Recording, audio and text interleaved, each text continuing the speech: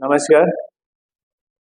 आयुष्या आयुष्यामध्ये आलेल्या अडचणीला आणि संघर्षाला घाबरून भरपूर व्यक्ती हे आपल्या जीवनाचा प्रवास चालूच करत नाही आणि चालू केला तरी मध्येच कुठेतरी आपण थांबतो, त्याला पूर्ण करत नाही.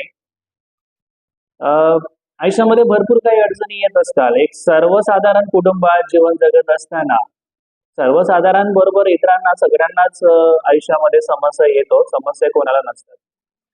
सो परंतु एक सर्वसाधारण कुटुंबात जीवन जगत असताना भरपूर काही अडचणींचा सामना आपल्याला करावा लागतो. त्यामध्ये सर्वात मोठी समस्या तर आपल्याकडे फायनान्शियल कंडिशन, आपल्याकडे आपली आर्थिक बाजू नीट नसतं.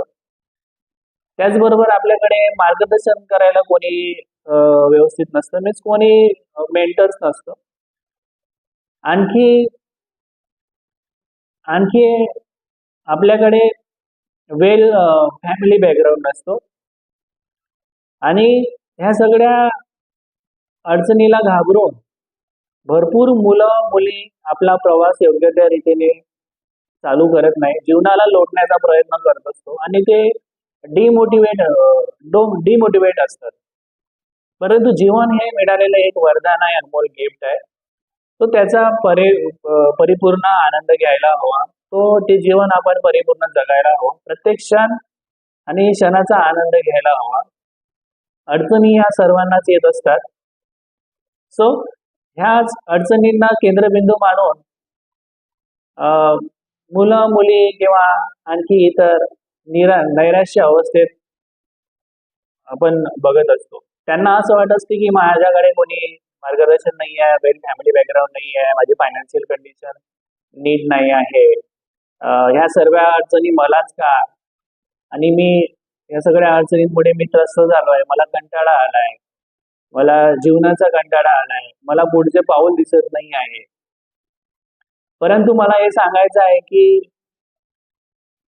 ह्या सगळ्या अडचणींना केंद्रबिंदू जीवनाचा केंद्रबिंदू न मानता याच्या पलीकडे पण भरपूर काही आहे आणि आपण या सर्व गोष्टींवर मात करून योग्य तो निर्णय घेऊन किंवा योग्य ते सोल्युशन काढून आपण आपल्या जीवनाचा प्रवास चालू ठेवू शकतो आणि त्याला परिपूर्ण करू शकतो. परिस्थिती कशी असो, आहे त्या अवस्थेमध्ये आहे त्या साधनांचा उपयोग करून, म्हणजे तुमच्याकडे जे काही असेल किंवा तुमच्याकडे काही नसताना तुमच्याकडे तुमचं शरीर असतं, जे की सर्व काही मिळवायला परिपूर्ण असतं. सो ह्या तुमच्या शरीराचा उपयोग करूनच तुम्ही पाहिजे ते मिळवू शकता. कुठल्याही गोष्टीची कोणाकडनं अपेक्षा न ठेवता. त्याचबरोबर आपल्याला आपल्या स्वतःच्या अस्तित्वाची जाणीव करून, स्वतःलाच आपल्या अस्तित्वाची जाणीव करून आणि आपल्याला आपल्या मर्यादेच्या पलीकडे स्वतःला काम करायला लावून आपण पाहिजे ते मिळवू शकतो आणि पाहिजे त्याची प्राप्ती करू शकतो. सो ह्या सर्व अडचणीला न घाबरता किंवा न थांबता आपण आपल्या जीवनाचा प्रवास चालू ठेवायचा असतो. अडचणी ह्या येतच राहतात. नमस्कार, मी Sagar Bire. I am a business owner and author of book mirror the creator of life. Mirror the creator of life मी एक पुस्तक लवकरच प्रकाशित करत आहोत. माझं लिहून झालेलं आहे. ISBN करिता वेट करतोय. ISBN मीन्स गव्हर्नमेंट कडनं एक युनिक कोड मिळतो बुक पब्लिशन्स करिता, त्याकरिता वेट करतोय.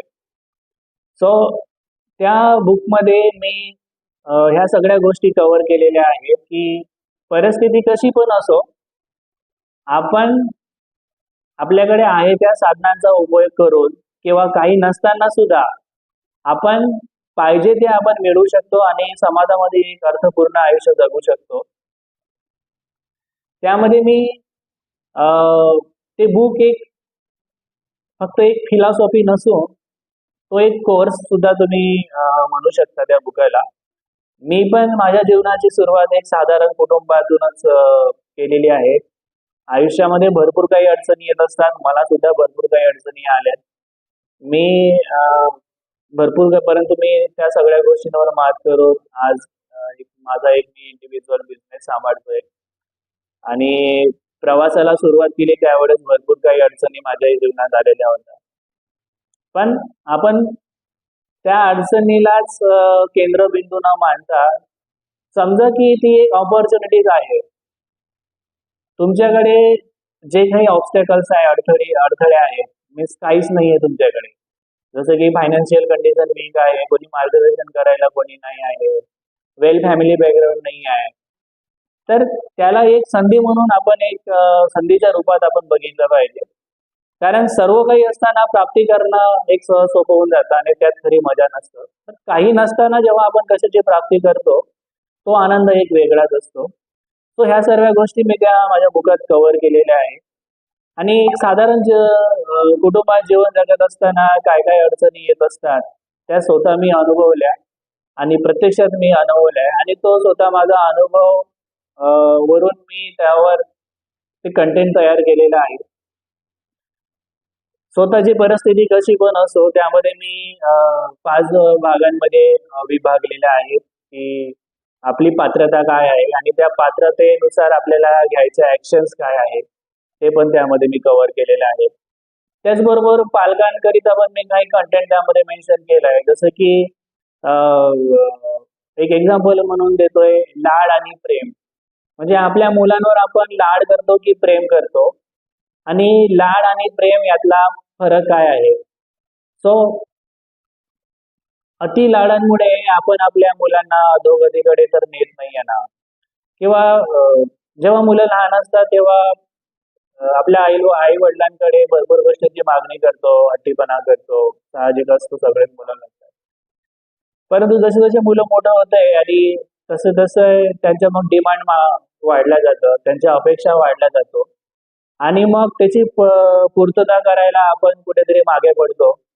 परंतु मुलांना त्याची सवय पडून गेलेली असतं आणि त्याला ते पाहिजेच असतं. त्यासाठी मग तो कुठल्याही स्तरावर जायला तयार असतो. काही पण करायला तयार असतो. मग कुठेतरी तेव्हा पालकांना त्याची जाणीव होते की कुठेतरी हा वेगळ्या मार्गावर चाललाय किंवा वेगळ्या म्हणजे वेगळीकडे दुसरीकडे चाललाय, जो की अडचण निर्माण होईल. त्याचबरोबर फसव्या मुलींकरता स्पेशली फसव्या प्रेमाला बळी पडत चाललेल्या आज मुली